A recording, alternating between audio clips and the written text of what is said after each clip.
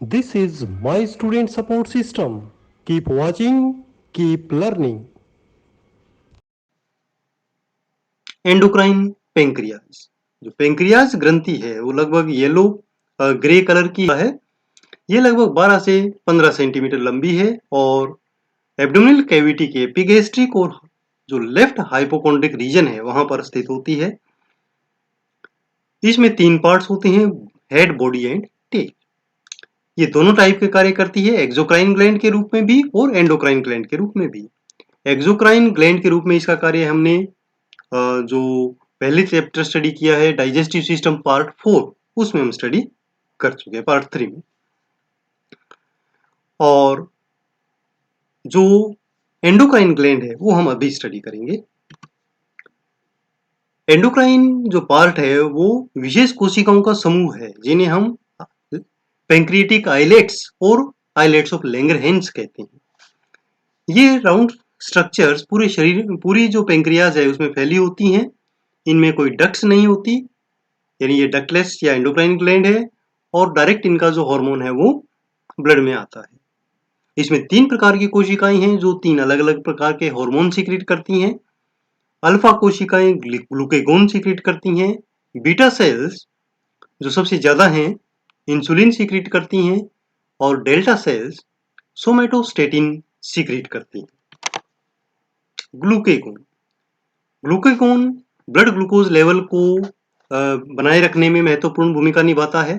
खासकर मस्तिष्क और न्यूरॉन्स के लिए ग्लूकोज की पर्याप्त सप्लाई मेंटेन रखने के में हेल्प करता है।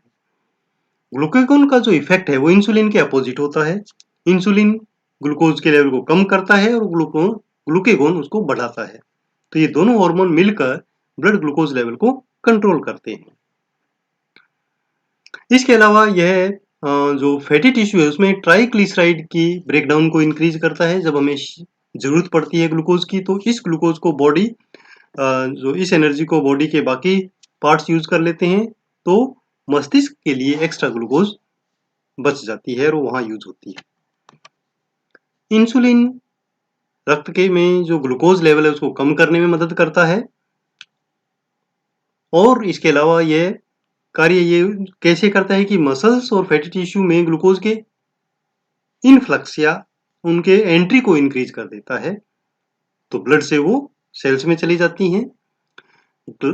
और ग्लाइकोजन के रूप में जो ग्लूकोज है उसको स्टोरेज के लिए लीवर को उत्तेजित करता है। इंसुलिन का प्रोटीन, लिपिड और मिनरल मेटाबॉलिज्म पर भी प्रभाव पड़ता है। सोमेटोस्टेटिन वास्तव में शरीर की बहुत सारे टिश्यूज द्वारा सीक्रेट होता है।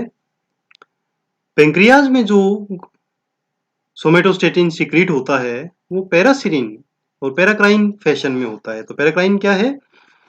इसका मतलब कि जो हार्मोन जहां सीक्रेट होता है वहीं पर उसका यूज होता है। तो पेंक्रियाज से सीक्रेट होकर पेंक्रियाज में यूज होता है, तो इसे हम पैराक्राइन इफेक्ट कहते हैं। स्थानीय स्तर पर इसका प्रभाव होता है और ये हेल्प करता है इंसुलिन और ग्लूकेगोन के रिलीज को कंट्रोल करने में। My student support system. Keep watching, keep learning.